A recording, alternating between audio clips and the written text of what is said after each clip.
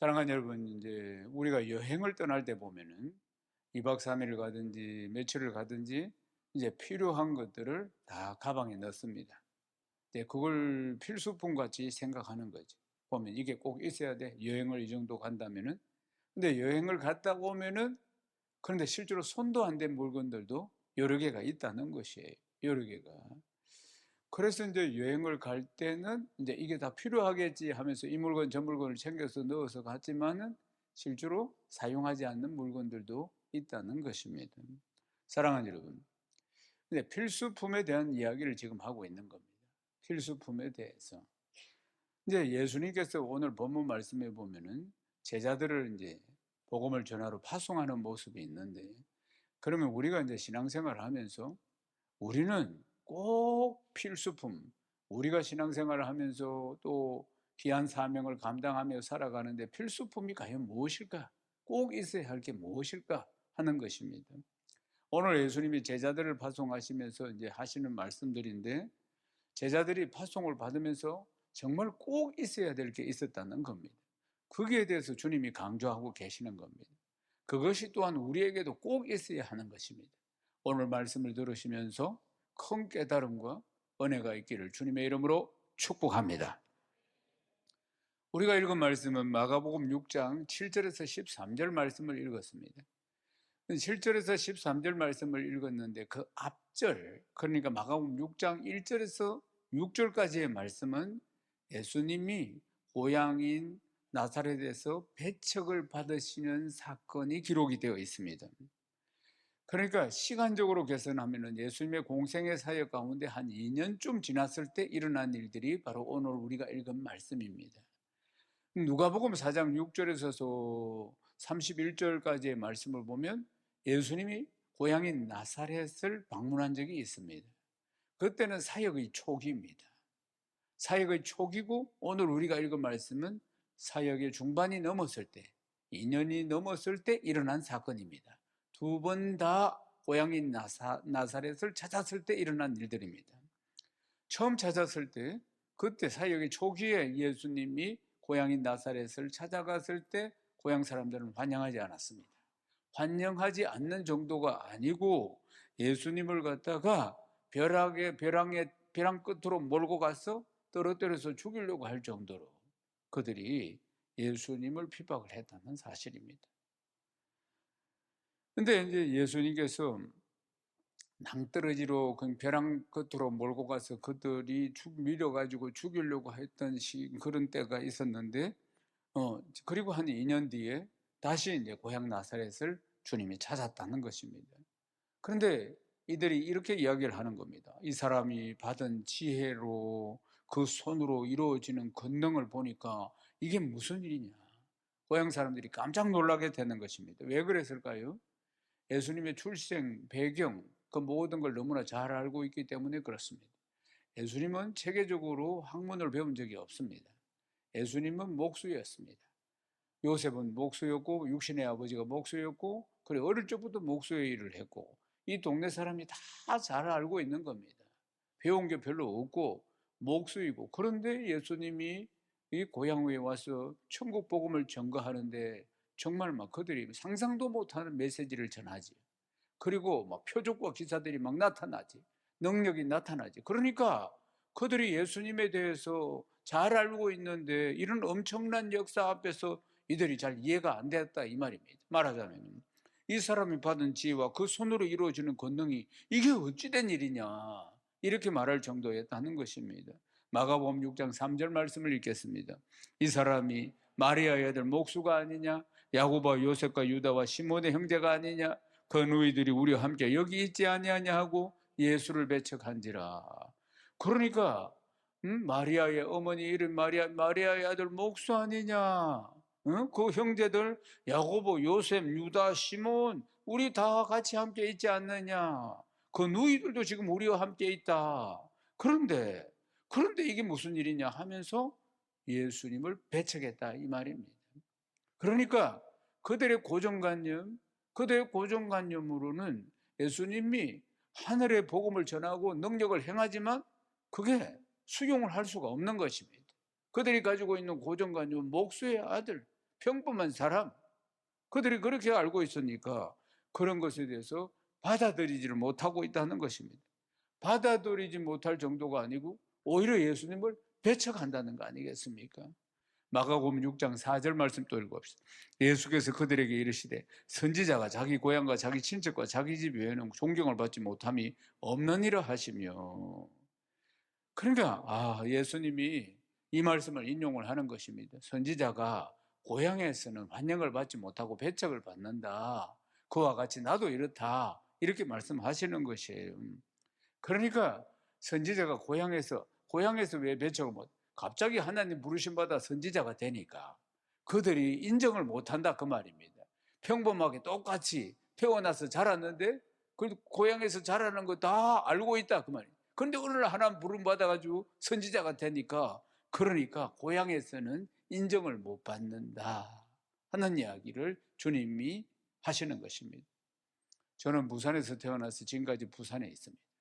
부산에는 물론 일산에도 있습니다.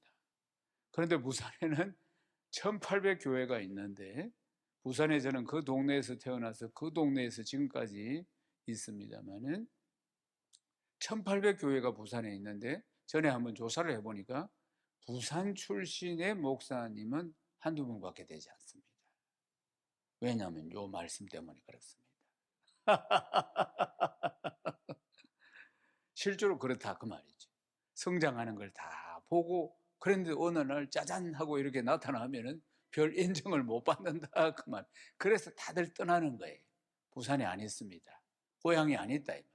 다 떠나서 타지에서 다 목회를 하고 온 분들도 다 타지에서 오신 분들임을 볼 수가 있습니다. 사랑하는 여러분, 그러니까 예수님께서 그런 놀라운 말씀을 전하시고 그리고 능력을 행하시는데도 불구하고 배척을 하니까 주님이 떠나십니다.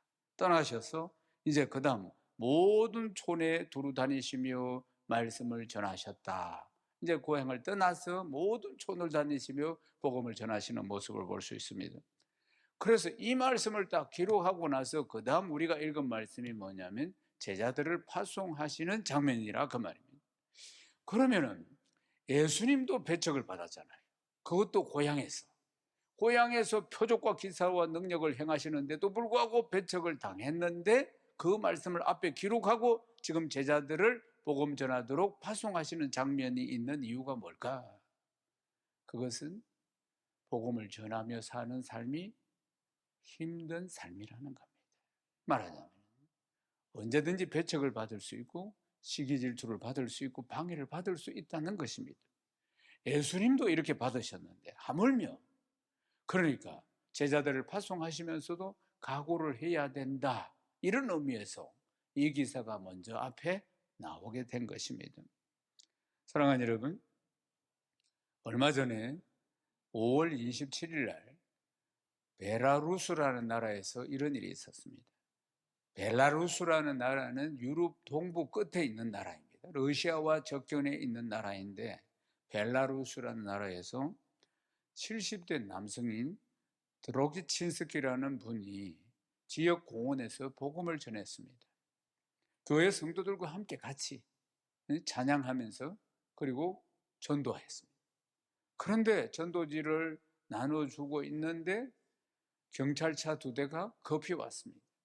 경찰차 2대가 와서 드로기친스키 이분의 팔을 딱 붙잡고 경찰차에 태웠습니다.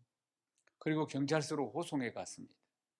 그리고 며칠이 지나서 6월 1일 날 경찰서에서 다시 소환을 해서 추가 신분을 했는데 그때 수갑을 찬 채로 임시 구금시설이 있는 곳에서 그러니까 하룻밤을 보냈습니다. 구금이 됐다 이 말입니다. 다시 불러가지고 구금을 시켰다는 겁니다. 다시 불러가지고. 그리고 며칠 뒤에 다시 나왔다가 또다시 재판을 받았는데 드로기친스키는 당국으로부터 벌금을 얼마나 받았냐면 2주 동안 일해야 할 임금만큼 벌금을 받았습니다. 하루 일삭이 아니고 2주를 일해야 받을 수 있는 임금만큼의 벌금을 받았다 그 말이에요. 많이 받은 거죠. 복음을 전한다고 지금 구류 한번 하고 말하자면 한번 들어가서 1박을 살았고요. 그 다음에 벌금을 그만큼 받았습니다. 명목이 뭐냐? 명목이 벌금을 2주 임금만큼 벌금을 하루를 하루 살고 벌금을 받았는데 그게 복음을 전했다는 명목이 아니고 희한한 명목을 붙였습니다. 대중을 보호하기 위해 마련된 안전규칙의 위반, 이런 걸 붙였다는 겁니다. 그러니까 납득할 수 없는 황당한 이유를 딱 붙였어요. 그리고 다시 7월 27일 날 소환을 했습니다. 소환을 해서 이제 뭐라고 했느냐면은 앞으로도 똑같이 그런 식으로 복음을 전하면은 이제는 형사처벌을 하겠다. 형사처벌은 구속입니다. 형을 살게 되는 것이에요. 그렇게 경고를 했다는 것입니다. 몇 번이나 불려갔죠. 공원에서 복음 전하는 것 때문에. 사랑하는 여러분, 지금 세계 각처가 이런 상황입니다. 물론 우리는 한국에 사니까 좀 더 자유롭지만 중국은 7월부터 법이 바뀌어서 복음을 전하면 바로 구속입니다. 그리고 인도 우리 선교센터 있습니다. 인도도 복음을 전하면은 전에는 추방이었는데 선교사가 복음을 전하거나 그리스도인들이 복음을 전하면은 또 추방, 훈계, 경고 이런 정도였는데 지금 바로 구속입니다. 인도도 바로 구속입니다. 그리고 중국도 구속입니다. 브라디보스톡도 역시 마찬가지입니다. 근데 브라디보스톡, 인도 다 우리 선교센터가 있는 곳입니다. 실제로 갈수록 점점 자유롭지 못합니다. 우리나라도 역시 마찬가지입니다. 우리나라는 복음을 전한다고 해서 이렇게 강압적인 어떤 그런 물리적인 일을 당한 거라 이런 건 아니지만 우리가 코로나를 3년 반 동안 지나가면서 많은 열정과 그 신앙에 대한 야성들이 많이 사라졌다는 사실입니다. 사랑하는 여러분, 1988년 이후에 우리나라 여행 자유화가 됐어요. 여행 자유화가 되면서 많은 공산권이나 여러 곳에 우리나라 선교사들이 많이 나갔습니다.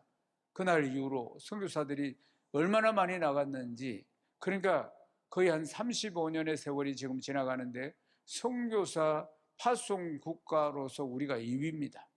우리가 두 번째로 전 세계 선교사를 많이 파송한 나라가 되었다 그 말입니다.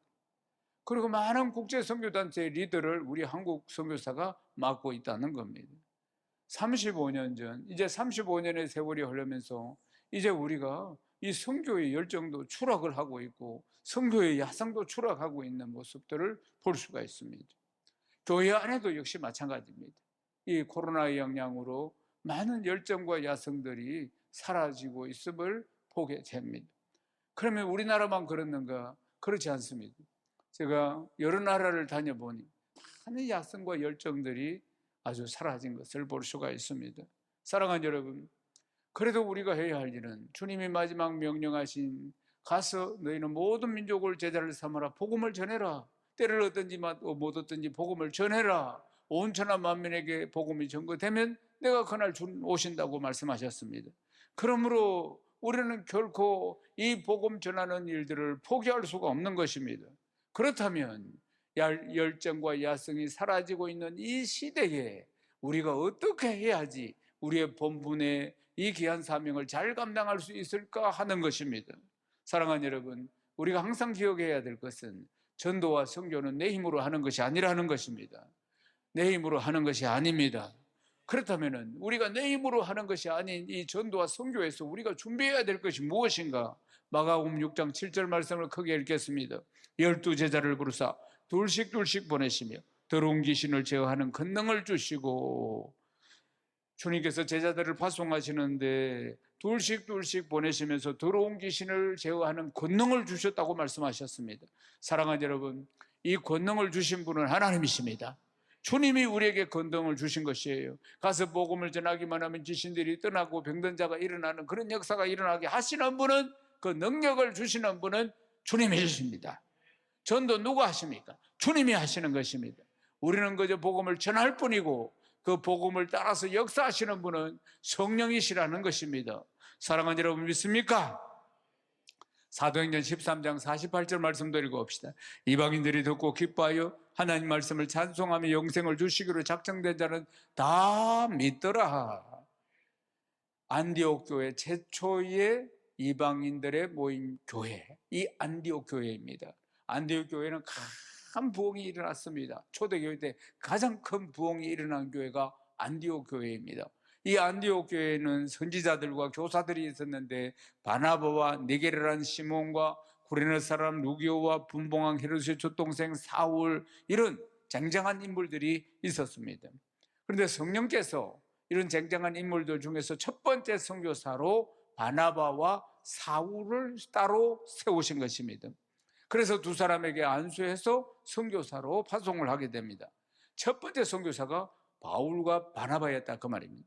바울과 바나바가 성령의 보내심을 받아서 실루기아로 내려가서 배를 타고 구브로에 가서 살라미에 갑니다.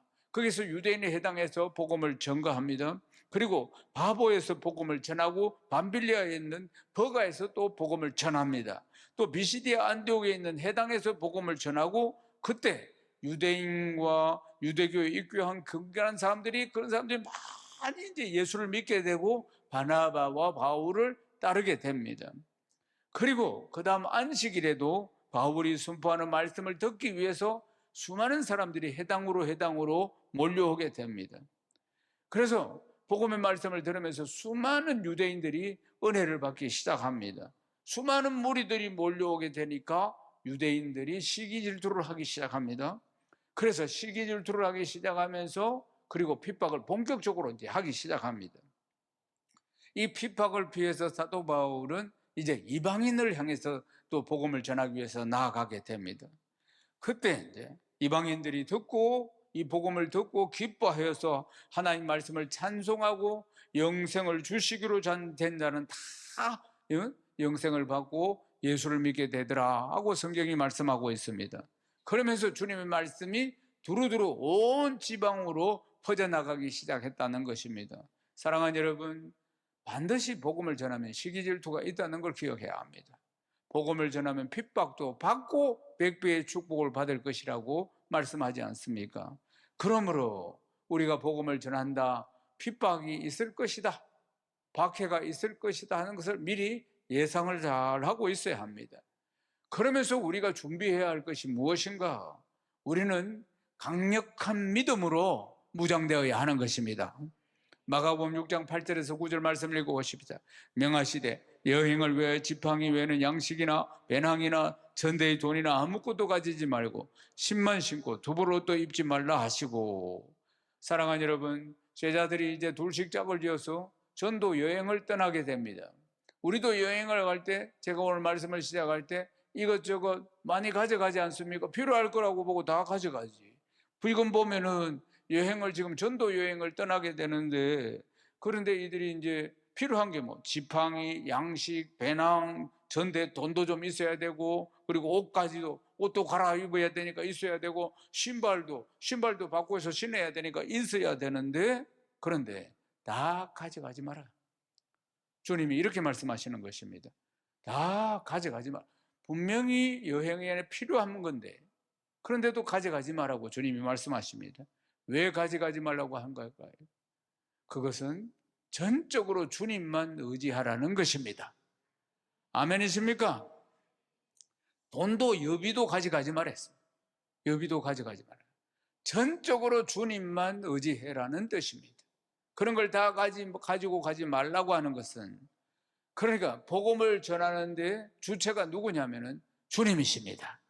이 사실을 분명히 알게 하고자 주님이 주시는 능력으로 먹고 주님이 주시는 능력으로 복음을 전한다는 사실을 확실히 깨닫게 하고자 가지고 가지 마라, 이렇게 말씀하셨다는 것입니다. 사랑하는 여러분, 주님이 주시는 생명을 다하는 그날까지 우리도 때를 얻든지 못 얻든지 복음을 전해야 합니다. 우리가 우리 가족 중에서 제일 먼저 예수를 믿게 된 것은 내 가정을 다 구원하는, 내 가정뿐만 아니라 내 가문을 다 구원해내는 선교사로 파송을 받았다는 걸 기억해야 합니다. 사랑하는 여러분, 그러면 우리가 평생에 복음을 전하면서 살아가는데 이것도 필요하고 저것도 필요하겠죠. 그러나 주님은 그것이 아니라고 이야기합니다. 우리가 평생을 복음을 전하면서 살아가는데 제자들에게 두 볼로 전대의 돈, 여별의 신발, 양식 다 가져가지 말라고 말씀하셨습니다. 사랑하는 여러분, 주님이 하십니다. 우리에게 필요한 것은 전적인 주님을 신뢰하는 믿음인 것입니다. 그걸 가져가야 한다는 사실입니다. 전적으로 우리 주님을 신뢰하는 믿음을 가지고 가야 한다는 사실입니다. 빌립보서 4장 13절 말씀을 큰 소리로 읽겠습니다. 내게 능력 주시는 자 안에서 내가 모든 것을 할 수 있느니라. 아멘이십니까? 내게 능력 주시는 자 안에서 내가 모든 것을 할 수 있다. 이 앞에 말씀이 어떤 말씀이냐? 사도 바울이 비천에도 처하고, 그리고 또 궁핍에도 처하고, 때로는 풍부에도 처하고, 또 건강할 때도 있고 아플 때도 있고, 그러니까 부유할 때도 있고 빈곤할 때도 있고 배부를 때도 있고 배고플 때도 있었고, 그런데 언제나 한결같이 상황이 좋든지 나쁘든지 한결같이 자기가 한결같이 대처해 나갈 수가 있었다. 내게 능력 주시는 자 안에서 내가 모든 것을 할 수 있었다. 할렐루야. 사랑하는 여러분, 우리가 형편이 좋을 때도 있고 나쁠 때도 있고 건강할 때도 있고 병들 때도 있고 기쁠 때도 있고 슬플 때도 있는데, 예수를 믿는 것은 슬플 때, 안 좋을 때, 아플 때나 기쁠 때나 좋을 때나 잘 나갈 때나 항상 한결같다 이 말입니다. 아멘이십니까? 이게 능력이라는 것입니다. 이런 것에 대해서 방해를 받지 않는다. 내 신앙이, 내 삶이. 그 능력을 누가 주시는가? 내게 능력 주시는 자로서 내가 모든 것을 할 수 있느니라. 이 능력을 받으시기를 주님을 축원합니다. 아멘이십니까? 마가복음 6장 10절 말씀을 읽어보십시다. 또 이르시되 어디서든지 누구의 집에 들어가도 그곳을 떠나기까지 거기 유하라. 복음을 들고 어디든지 가야 한다고 말씀하고 있는 것입니다. 어디든지, 동서남북 어디든지 우리가 때를 얻든지 못 얻든지 또 복음을 전하고 행복 모임을 어디든지 가서 열어야 할 줄로 믿습니다. 마가복음 6장 또 11절 말씀도 읽어보십시오. 어느 곳에서든지 너희를 영접하지 아니하고 너희 말을 듣지도 아니하거든 거기서 나갈 때 발 아래 먼지를 떨어버려 그들에게 증거를 삼으라 하시니, 때로는 반기지 않고 때로는 영접하지 않는 사람들도 있을 것인데 미련을 가지 말라고 합니다. 미련을 가지지 말고 발에 먼지를 털어버리고 또다시 복음을 전하러 나아가야 한다는 사실입니다. 상심하지 말고 지치지 말고 또다시 또 새로운 곳을 향해서 전진해야 합니다. 마가복음 6장 12절에서 13절 말씀 또 읽어봅시다. 제자들이 나가서 회개하라 전파하고 많은 귀신을 쫓아내며 많은 병자에게 기름 바르라 고치더라. 사랑하는 여러분, 우리는 복음을 전하기만 해도 귀신이 떠나가고 병자가 고침받고 눌린 자가 해방되고 가난한 자가 부욕해 되고 포로된 자가 자유케 되고 눈먼 자가 보게 되고 눌린 자가 해방되는 복음의 능력이 나타나는 줄로 믿습니다. 우리는 그저 전할 뿐인데 주님이 하시는 것입니다. 성령께서 하시는 것입니다. 사랑하는 여러분, 우리가 평생 해야 할 일이 복음을 전하는 것입니다. 우리에게 귀한 사명을 주셨습니다. 우리 가족들을 다 살리고 우리 가문을 다 살리고 내가 살고 있는 내 지역을 살리고 민족을 살려야 합니다. 열방을 살려야 합니다. 이 일을 하는 데 있어서 지팡이도 양식도 전대의 옷도 옷가지도 신발도 다 필요 없다고 하지 않습니까? 오로지 우리가 필요한 것은 주님을 신뢰하는 믿음입니다. 나를 통해서 일하실 그분을 신뢰하는 믿음입니다. 이것이 우리에게 필요한 것입니다. 주님은 우리를 통해서 일하시기를 원하십니다. 우리를 평생 선한 도구로 서시기를 원하신다는 것입니다. 바울의 고백을 우리가 다시 한번 입술로 고백하고 있습니다. 빌립보서 4장 13절입니다. 내게 능력 주시는 자는 내가 모든 것을 할 수 있느니라. 모든 것을 할 수 있습니다. 아멘이십니까? 그분이 우리에게 능력을 주시기 때문입니다. 믿습니까? 사랑하는 여러분, 사람 바라보지 마시고 세상 바라보지 마시고 문제 바라보지 마시고 사건 바라보지 마시고 믿음의 주여 온전케 하시는 주 예수 그리스도만 바라보십시오. 그분이 우리에게 능력을 주십니다. 다 이길 수 있는 능력을 주십니다. 평안 가운데 승리할 수 있는 능력을 주시는 것입니다. 내게 능력 주시는 주님을 단단히 붙들어야 합니다. 모든 능력은 그분으로부터 오는 것입니다. 내게 능력 주시는 자에서 내가 모든 것을 할 수 있느니라. 이 말씀 붙드시고 승리하는 복된 성도 다 되시기를 주님의 이름으로 축원합니다.